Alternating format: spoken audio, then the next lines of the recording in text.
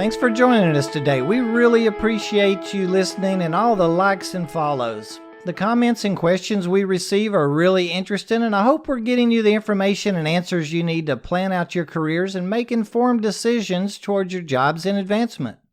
I'm Marty, and welcome back to Warehouse and Operations as a Career, where we discuss and share experiences on some of the many different warehouse, transportation, and operations positions each week. Talking about everything from general labor positions to upper management and how to use experiences, that learned knowledge, keywords, and self-education through the operations positions to advance or turn that job into a career. Now, we certainly don't claim to be experts on any subject. Far from it, actually, but we have lived it and will honestly share our experiences, thoughts, and probably way too many opinions on each week's subject. Today, I thought we'd talk about the positions of the returns and salvage departments. I personally think these tasks are great positions, good to break into warehousing and transportation, and both can be doorways into management positions as well. One of our listeners was asked if they'd like to move from lumping or unloading to the salvage area by their supervisor. And the question was if this was under the sanitation department and would it be considered a promotion. Of course, every facility is structured differently, but typically I'd answer no. In my experiences and what I see most of the time is they both normally fall under the warehouse. In the distribution world, returns are usually generated through the transportation task. Sometimes salesmen will bring things back and will call, a little bit to a lesser degree, and salvage is a product of shrink to the operation. Let's talk about returns for a minute. Returns are brought back from the various deliveries or by sales and could include really anything invoiced by the warehouse and never picked up, or even a product brought back to the building by a customer or the business that purchased it. Our returns area is typically separated from or away from the inbound and shipping areas. Depending on your industry, this could be a requirement even by one of several regulatory agencies due to things like collecting lot codes or production dates, batch numbers or run numbers, things like that, maybe even country of origin. Some products require forms to actually be filled out, and certain documentation restrictions like confirming the product is still sealed and no evidence of tampering has occurred, anything like that. As return associates, it may be our job to confirm that the item was removed from an invoice, or wasn't paid for at the attempted point of delivery. Probably apply, to some type system or accounting code to it as well. Maybe with the reason of the return. Really assess whether it is still viable and resellable and enter its, the count back into the inventory system. In a directed environment, meaning everything must have a receiving tag, which besides just giving us a slot location, we may have to collect, the things that we were talking about, like lot numbers, expiration dates, etc. Again, so our system can track it throughout the building. Usually the returns process is really turned each shift, meaning we'll need to work hard to see that everything in our department is reviewed, invoice and billing was adjusted correctly, and it's been received and inventory procedures are complete. In several facilities I'm familiar with, it's our job to properly put the product away as well or get it to the selection slots. The salvage department is a separate area as well. Some locations locate returns and salvage in close proximity to each other, but the workloads are definitely kept apart. Salvage doesn't necessarily mean the way it sounds. In our examples, we're thinking of saving the product or saving the loss of product or value, helping reduce the expense to our company, really. Say a case is damaged on the dock during loading, it'd be taken to the salvage area to be reworked. Or if we're running or hauling off the dock with a pallet jack and our load isn't real secure and the corner case falls off and is damaged, we'd want to be sure to get that to the salvage area. Or maybe if we're operating a forklift and somehow we smash it or drop one, we'd want to take that to the salvage area. Or at least I hope we do what's right and we get it where it belongs. Doing our jobs correctly will keep inventory correct, making everyone's job a lot easier that would be touching it later on in the process.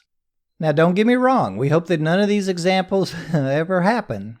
But what's important is we learn from them, that we are always as careful with the product as we are our equipment and even our peers. I mean, if we're working safe, following all the procedures like lifting and handling the products properly, checking our loads before moving that first inch, and always being aware of our surroundings and actions, nothing is going to happen to the products or cases anyway, right? To answer our listeners' question, salvage usually does not fall underneath sanitation. It's usually a warehouse function due to it needing to be recorded, its relation to inventory, and the necessity to discard it or get it repacked or get rid of it somehow. As to whether it's a promotion, I guess we have to really define promotion. Merriam-Webster states a definition as the act or fact of being raised in position or rank. So many times we associate or expect that promotion instantly is going to mean money. We can overlook the education or learning potential of an additional task or a few responsibilities. And those are really the important parts. The pay rate of any position will vary from industry to industry, and of course company to company really, and I don't think we can just always apply pay to the promotion word. In my opinion, a promotion means I'll get to learn something new, some form of responsibility may even be added to me. I might be taught how to operate new equipment. I really call that a promotion. The money will come. As we discuss the leads in entering management as supervisors in future episodes, we'll define promotion a bit more in depth, but that's how I feel. I mean, we haven't necessarily found our career or settled into our long-term position yet. We're going to be taking advantage of every opportunity that we can right now to learn the jobs around us, and we're raising our hands when anyone asks us to learn anything new. In working the salvage area, it's going to be our responsibility to identify what happened to the case or the item or product so we can remove it from the inventory system properly and code it correctly. In many instances, we may be able to save or salvage or protect the loss somehow. Say a case of ketchup, packed 12 bottles to a case, comes back to our salvage area, but only 2 bottles are really broken. We had another case last week possibly damaged as well. Maybe we can clean them up and make a whole case out of it that can be resold. Now, we'll need to make sure the lot numbers, dates, and everything match, things like that, but it may be just fine to combine them, saving our company any type of loss. Maybe we can even initiate a program with the vendor to supply empty boxes. We could clean the product and rebox it. Returns and salvage both work closely with the warehouse and transportation areas, as well as inventory control, really. The finance departments, usually inventory control, will need to make the appropriate adjustments to inventory once we have it repacked or made whole, or determine the case, how it's going to be distressed or disposed of. This brings us to the disposal of the case, box or item. Depending on what industry we're working in, this could be as simple as throwing it away in the dumpster or compactor if it's a solid product like our ketchup example.